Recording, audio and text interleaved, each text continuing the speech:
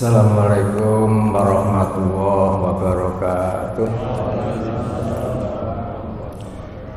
Bismillahirrahmanirrahim. Alhamdulillahi rabbil alamin. Wassalatu wassalamu ala nabiyyinal amin Muhammadin wa alihi wa sahbihi asma'in, amma ba'du. Hadirin Bapak Ibu jamaah salat subuh rahimakumullah. Pagi hari ini saya akan membacakan satu ayat di surat Al-Baqarah ayat 260. Ayat 260. A'udzu billahi minasy syaithanir rajim. Wa idh qala, dan ingatlah ketika berkata Ibrahimu, Nabi Ibrahim, Rabbi, wahai Tuhanku, ari memperlihatkanlah engkau ni kepadaku, kaifa, bagaimana tuhyi menghidupkan engkau al-mauta, orang-orang yang telah mati. Qala, menjawab Allah, awalam tu'min, apakah dan tidak percaya kamu? Qala, menjawab Ibrahim, bala, iya percaya. Jawabannya bala, bukan na'am.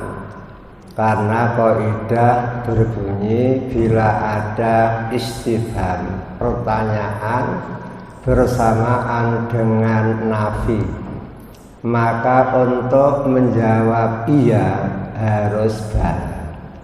Kalau menjawab tidak harus pakai na'am. Gitu kan? Padahal untuk istifham murni tidak ada lam nafinya, tidak ada nafinya, na'am itu artinya iya. Kalau tidak, la. Makanya jenengan sering mendengar alaisawwahu biahkamil hakimin. Oke, jawabannya apa? Bala. Syahid, nah kan begitu. Itu karena bersamaan. Tapi kalau dijawab na'am, berarti apa? Iya. Kalau Allah tidak jadi hakim yang paling adil. Itu kalau kaidah tafsir.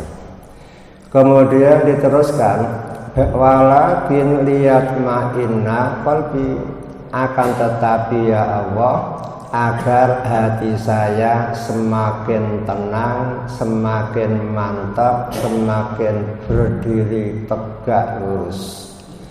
Qala, berkata Allah, fakhud, maka ambillah arba'atan, 4 minaqoiri, dari burung. Fasur, maka jinakkanlah. Fasur, maka cencanglah. Guna 4 burung itu ilaika, kepada kamu. Summa ja'al, kemudian jadikanlah ala kulli jabalin, atas setiap bukit, minhunna, dari 4 burung, juz'an, sebagian. Summa do'u, kemudian panggil, hunna, 4 burung itu, yatina, tentu 4 burung itu akan datang kepada engkau, sa'yan, dengan berjalan cepat. Wa'lam, dan ketahuilah, annallaha, sesungguhnya Allah, azizun, maha gagah perkasa, hakimun, maha bijaksana. Ayat ini menjelaskan pada suatu ketika Nabi Muhammad diperintah oleh Allah bercerita kepada sahabat-sahabatnya tentang Nabi Ibrahim. Makanya disimpulkan wa id qala, antara wawu dan id itu ada lafaz yang dibuang.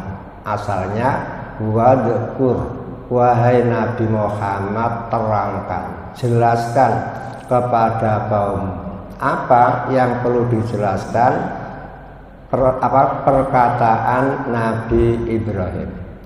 Di mana Nabi Ibrahim pernah saking inginnya memiliki akidah yang lurus, yang mantap, akidah mutqinah, dan kepingin mempunyai ilmu mutqin yang mantap, maka Nabi Ibrahim mengatakan, ya Allah Tuhanku, arini kaifa tuhyil mauta, tolong ya Allah, beritahulah aku bagaimana cara Engkau menghidupkan orang-orang yang sudah mati. Padahal orang-orang yang sudah mati itu kalau sudah ditanam, maka sel-selnya itu berserakan kemana-mana. Bahkan sel-sel manusia itu bergabung dengan pepohonan, bergabung dengan rumput-rumput, bergabung dengan sapi dan lain sebagainya. Kok bisa hidup kembali? Maka tolong tunjukkan kepadaku. Pada waktu itu Allah menjawab, awalam tu'min, wahai Ibrahim, apakah kamu tidak percaya kalau aku bisa menghidupkan yang mati? Ibrahim menjawab, bala, nggih ya Allah, saya betul-betul percaya. Namun saya minta ditunjukkan itu lihat ma'inna qalbi, agar hatiku madep agar hatiku tenang, yakin bahwa engkau betul-betul bisa menghidupkan yang mati. Qala, lalu Allah ngomong, fakhud arba'atam minat thair. Dah, sekarang ambil sajalah 4 burung. Setelah kamu ambil 4 burung, fasurhuna ilaika, bikin burung kamu itu lunak, jinak kepada kamu. Karena kamu ramut tiap hari, kamu beri makan, kamu beri minum tiap hari, jalan-jalan pun kamu ajak, berarti burung kamu itu sudah jinak. Kamu lepas, kamu panggil, datang kembali. Kamu lepas, kamu panggil, datang kembali, karena jinaknya burung-burung itu. Lah setelah itu silahkan 4 burung itu kamu sembelih. Ambil kepalanya, kemudian badan, kaki, bulu, lalu di blender, dijadikan satu, begitu Pak, sehingga campur baur dari 1 burung sampai burung yang keempat. Kemudian summa ja'al ala kulli jabalin minhu najis'a. Setelah blendernya selesai, tolong hasil blenderan itu kamu bagi 4. Kemudian masing-masing bagian kamu letakkan di atas 1 bukit. Akhirnya Nabi Ibrahim mengambil 4 burung.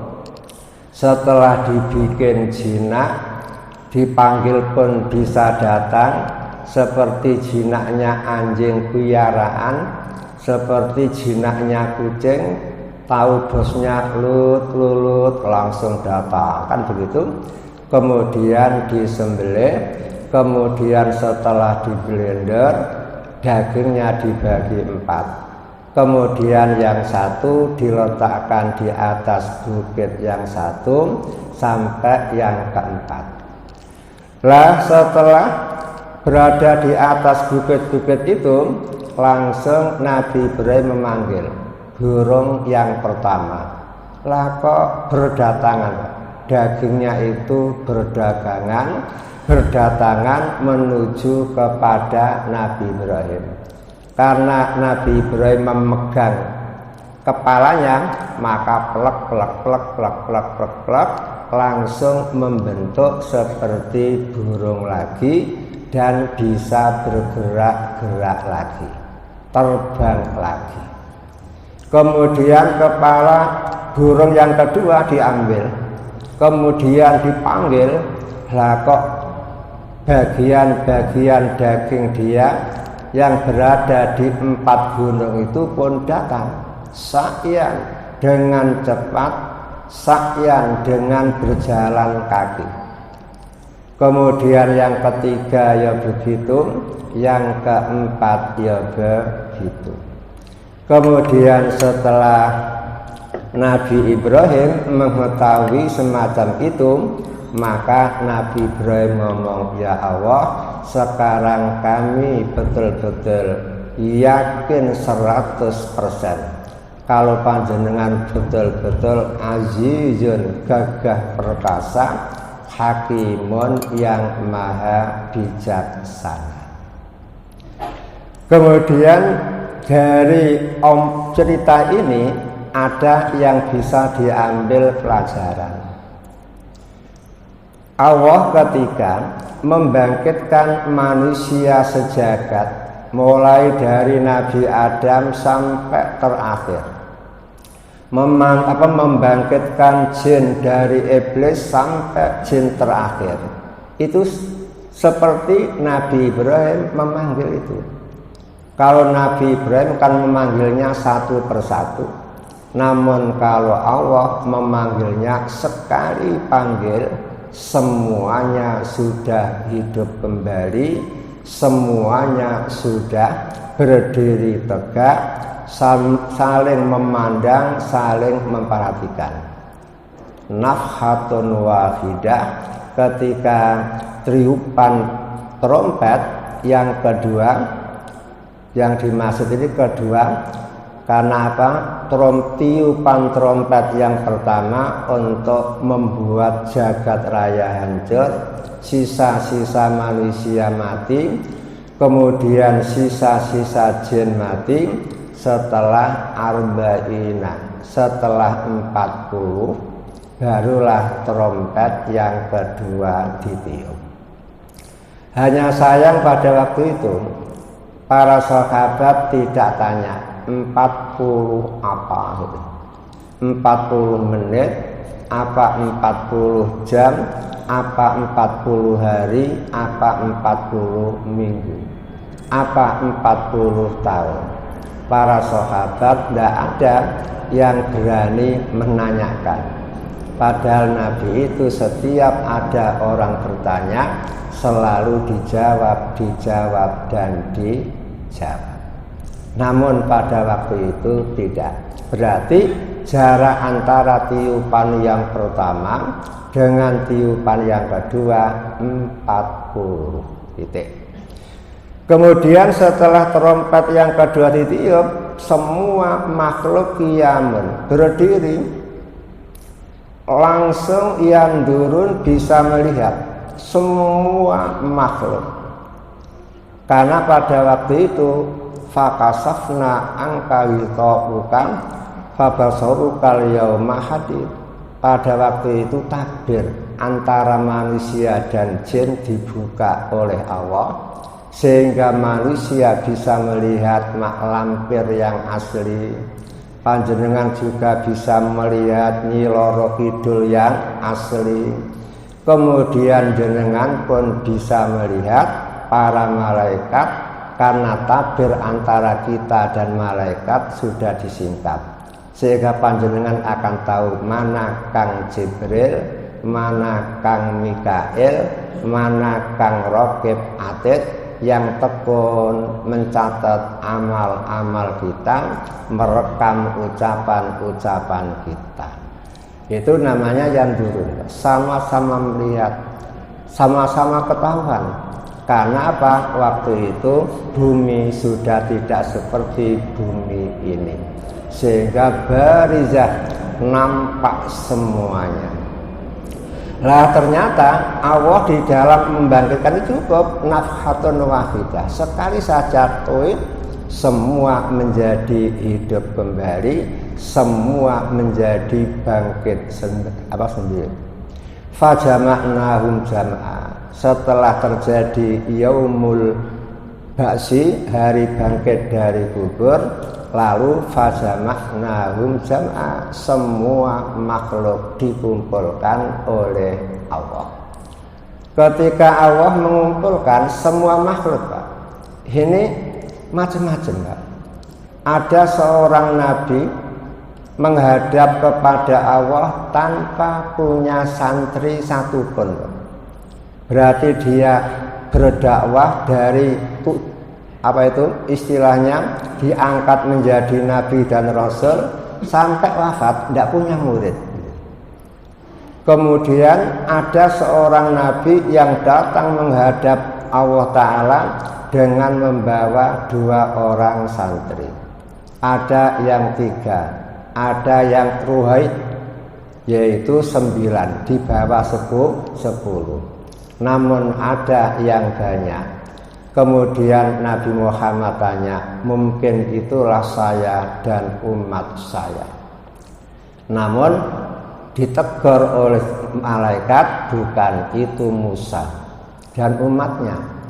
Coba fandur ilal ufuqil akhar, lihat ufuk yang lain. Faiza sawadun azim, tahu-tahu Nabi Muhammad melihat umat yang sangat amat banyak. Itulah cara mereka bangkit dari kubur, kemudian kumpul menghadap Allah, berjalan sendiri-sendiri. Berarti semakin banyak umatnya akan semakin banyak rombongannya. Untuk orang-orang mukmin sudah punya tempat tersendiri, bagian maimanah. Kemudian untuk orang-orang cako, calon neraka, mereka berada di sebelah kiri, sehingga sudah tahu mana tempat yang akan ditempati. Itulah cara Allah menghidupkan kembali orang-orang yang sudah mati. Mudah sekali, seperti panjenengan memanggil kucing kesayangan panjenengan, sekali dipanggil lut langsung datang. Kemudian yang kedua, Pak, burung apa yang disembelih oleh Nabi Ibrahim? Ulama-ulama berbeda-beda pendapat. Ada yang mengatakan, tapi saya ambil satu saja, Pak. Yang pertama adalah gagak. Kemudian yang kedua ayam jantan. Kemudian yang ketiga burung merpati. Kemudian yang keempat burung merak. 4 itulah yang dipegang oleh Nabi Ibrahim, dan 4 itu yang disembelih. Setelah disembelih ditumbuk, dagingnya dibagi 4. Sekarang apa maksud dari 4 burung itu sampai disembelih? Ternyata ada filosofinya. Kalau panjenengan kepingin sukses di dalam mencari ilmu, kalau panjenengan kepingin sukses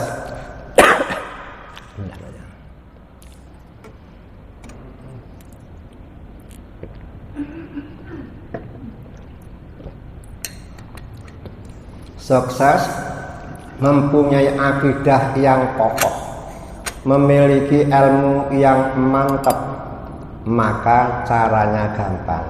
Panjenengan harus menyembelih 4 burung tersebut.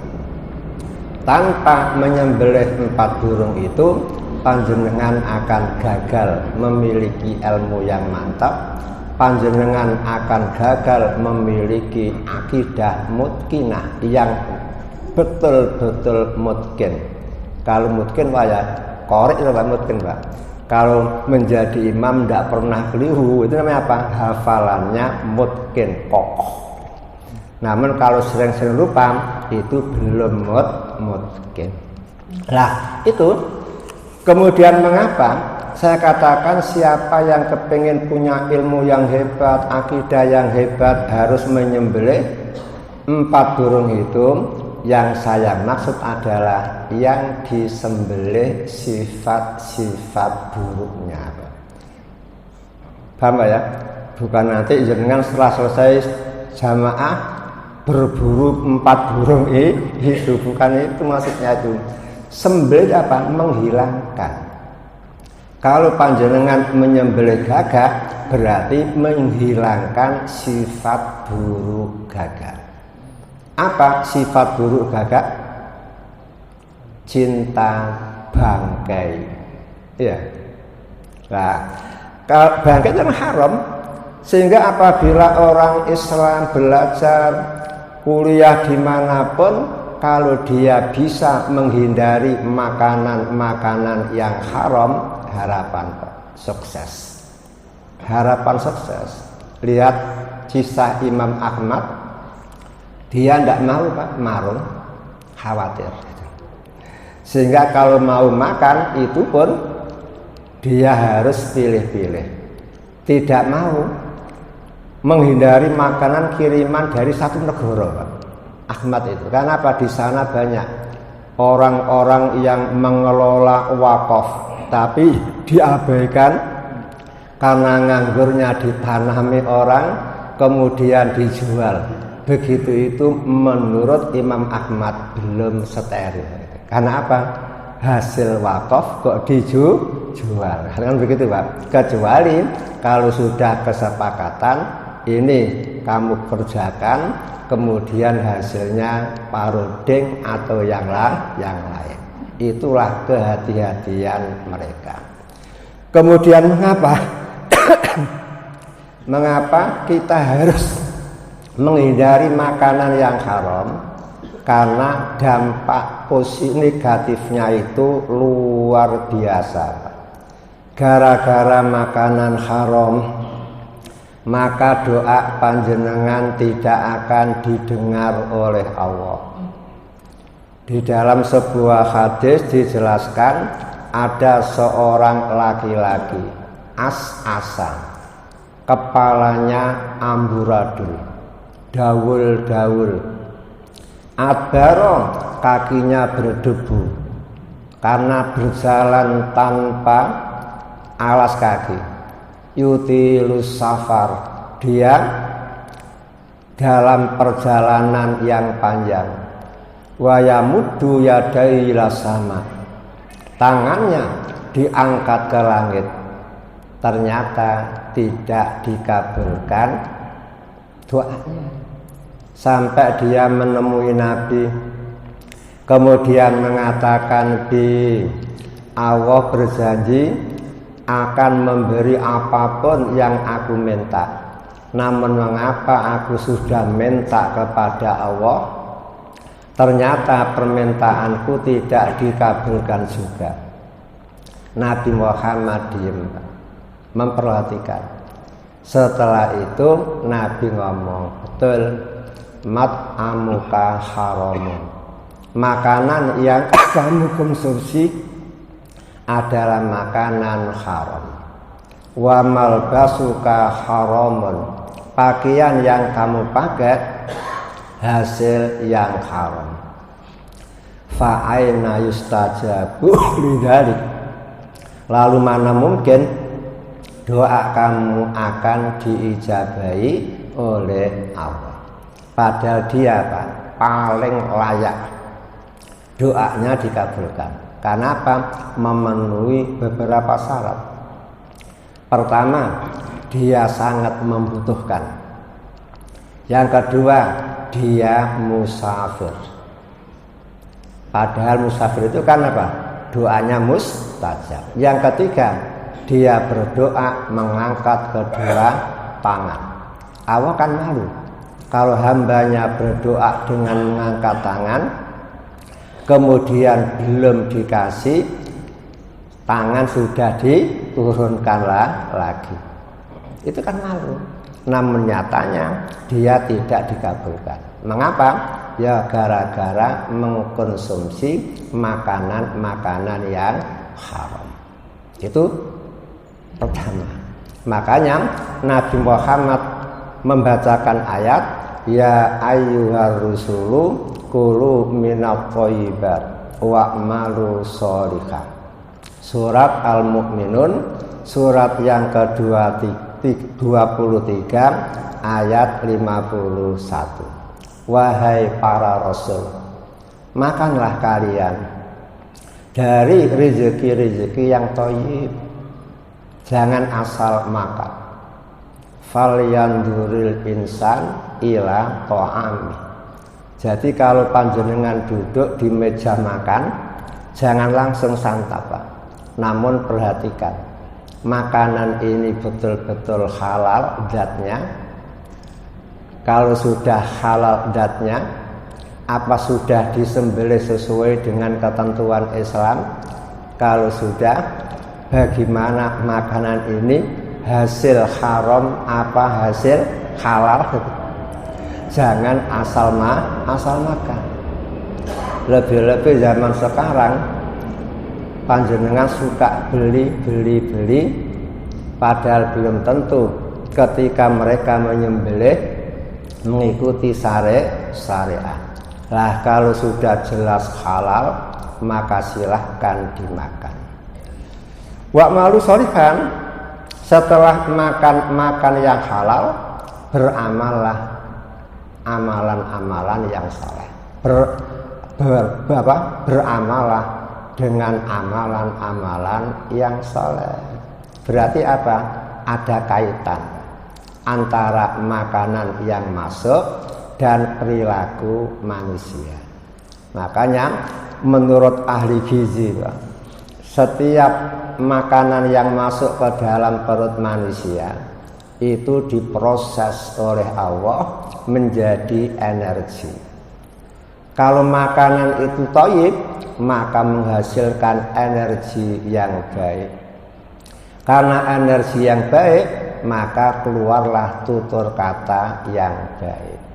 Makanya kalau ada orang bilang ngomong kok welek terus lah, itu banyak kemungkinan yang dikonsumsi apa Pak? Makanan yang tidak baik. Begitu pula energi yang baik bisa melahirkan pemikiran-pemikiran yang baik, cemerlang, kejujurannya, kemudian amanahnya, begitu. Dan gara-gara energi yang baik, lahirlah perilaku yang baik. Kemudian mafhum mukhalafahnya, bila yang dimakan itu makanan khabis yang jelek dalam pandangan Islam, maka akan menjadi energi yang buruk. Kalau energi buruk, yakin melahirkan perilaku yang jelek, melahirkan tutur kata yang jelek, melahirkan pemikiran-pemikiran jahat. Makanya aslih nafsak, panjenengan harus selalu berusaha memperbaiki diri lewat makanan-makanan. Cari yang thayyib. Kemudian yang kedua Pak, di samping doa itu tidak mudah dikabulkan, ternyata gara-gara makanan yang haram, sholatnya pun tidak diterima oleh Allah. Ini yang berat. Amal-amal ibadahnya tidak diterima oleh Allah. Sehingga Nabi Muhammad mengatakan, sungguh seorang hamba memasukkan makanan yang haram satu suapan saja, maka ibadah sholat dia tidak akan diterima oleh Allah 40 hari. 10-an, menyebabkan sholat panjenengan tidak diterima 40 hari. Padahal 1 piring berapa Pak? Taruhlah 20 suapan. 20 kali 40 berapa Pak? 800 hari. 800 hari itu 2 tahun lebih Pak. Jenengan sholat selama 2 tahun lebih, sholatnya tidak direken oleh Allah Ta'ala. Kan berat itu. Beratnya luar biasa Pak. Daripada sholat tidak diganjar, dah mending tidak sholat sekalian, malah double dosanya Pak. Ya, kewajiban berat malah ditinggalkan. Makanya itulah resiko. Kemudian gara-gara makanan yang haram, hasil penghasilan yang haram, ibadah hajinya pun tidak akan diterima, ibadah umrohnya pun tidak akan diterima. Makanya di dalam hadis riwayat Imam Tabrani, Nabi Muhammad mengatakan, idza kharajal haju hajan binafaqatin thayyibah wa wadhu'a rijlahu fanada labbaik Allahumma labbaik. Artinya, apabila ada orang mukmin Pak melakukan ibadah haji atau umroh dengan hasil yang bagus, dengan hasil keringat yang halalan thayyibah, kemudian setelah sampai di miqat lalu dia mengatakan labbaik Allahumma hajjan, maka malaikat yang ada di langit gemuruh Pak, labbaika wa sa'daika, wahai bapak-bapak, sungguh engkau betul-betul telah mengijabahi panggilan Allah, wa sa'daika, sehingga pantas kalian akan memperoleh kebahagiaan dari Allah. Mengapa? Zaduka halalun, karena perbekalan kamu dari hasil yang halal, wa rohilatuka halalun, biaya kendaraan kamu pun dari hasil yang halal, wa hajjuka mabrur, maka haji engkau mabrur. Yang kedua, begitu ada orang melaksanakan ibadah haji atau umroh binafaqatin khabisah, dengan biaya yang jelas, yang jelek, tidak jelas itu halal kok begitu, sehingga katakanlah dengan biaya yang haram Pak. Maka ketika mereka mengatakan labbaik Allahumma hajjan, ya Allah, aku datang kepada engkau untuk memenuhi panggilan engkau berupa haji. Lah kok langit gemuruh mengatakan la labbaika wala sa'daika, tidak, kamu tidak memenuhi panggilan Allah dan kamu tidak akan memperoleh kebahagiaan dari Allah. Mengapa? Zaduka haramu, perbekalan kamu dari hasil yang haram, wa rohilatuka haram, kendaraan kamu pun dari hasil yang haram. Fakat juga makzur ghairu mabrur, maka haji kamu adalah tertolak, bukan haji yang mabrur. Bayangkan ya, ini resiko makanan-makanan yang haram. Makanya ada seorang sahabat ngomong, Nabi, tolong didoakan aku agar aku menjadi orang yang mustajabat dakwah, yang terkabul segala macam doanya.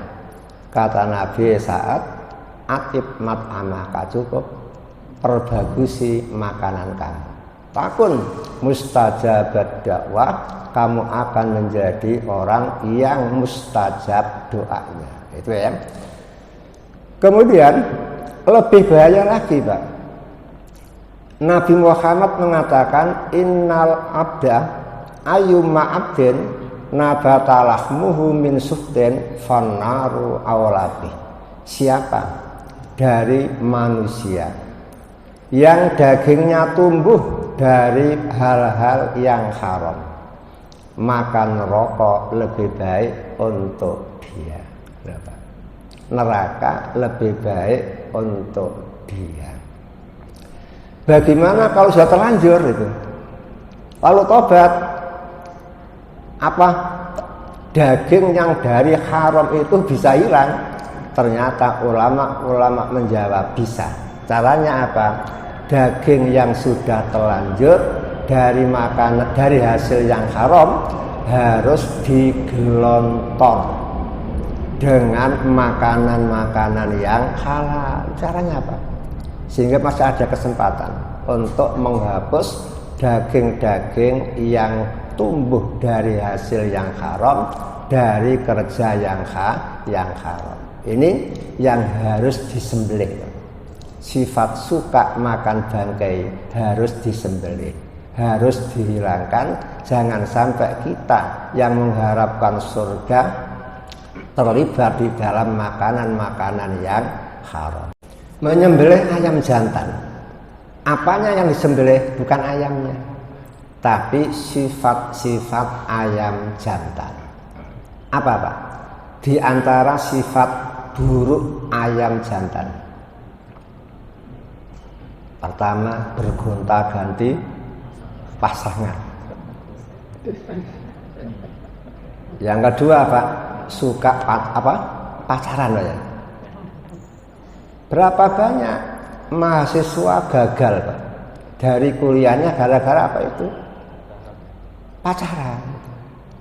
Nah, bayangkan satu jago diikuti 4 ayam betina, kiriman dari orang tua, jatah 1 bulan, habis 1 minggu, ngebel lagi minta tambahan, baru dikasih jatah 1 bulan, 1 minggu habis. Karena apa? Kemana-mana membawa cewek itu, ngebosi. Kalau sudah seperti itu, fokus enggak belajar. Nah, itulah yang menyebabkan gagal mencari ilmu, gagal mencari akidah yang shahihah, gagal itu dan ini. Makanya putra-putri panjenengan harus betul-betul diarahkan dan tunjukkan manfaat-manfaatnya. Orang yang jujur, orang yang baik, kemudian terangkan pula bahaya orang-orang yang seperti itu. Boleh orang Islam cinta kepada wanita, tapi caranya kan sudah diatur. Apa itu? Binikahi, dengan perkawinan. La bizina, tidak dengan zina. Wala bisifah, dan tidak dengan cara selingkuh itu. Tidak. Tapi kawin. Mengapa begitu? Karena Islam betul-betul tahu Pak, perbedaan antara kawin dan zina. Kawin itu sehat. Zina itu penyebab penderitaan. Sekarang mari kita uji lah. Panjenengan tiap taruhlah ya, mulai dari kawin sampai 40 tahun kawin Pak, kira-kira berapa kali Pak? Mari dihitung. Taruhlah dibuat rata-rata 1 minggu 2 kali kumpul, kali 1 bulan berarti berapa Pak? 8 kali setahun 96, dikalikan 40 tahun 3.840 kali. Mengapa jenengan kok tetap sehat saja? Hebat kan Islam itu. Coba tonggo-tonggo jenengan yang suka dolan kendoli zaman dulu ya kan? Baru welasan kali, 20-an kali sudah resiko kencing nanah, kencing darah, sipilis, bahkan kena virus HIV. Itu bukti bahwa Islam itu sehat. Makanya silahkan bercinta asalkan mengikuti ketentuan Islam. Kemudian nomor berikutnya Pak, merpati. Kita kalau ingin sukses maka harus menyembelih merpati Pak. Yang disembelih apanya? Sifat buruk burung merpati. Apa sifat jeleknya merpati Pak? Keluyuran. Keluyuran. Dan gampang apa? Didorong-dorong orang.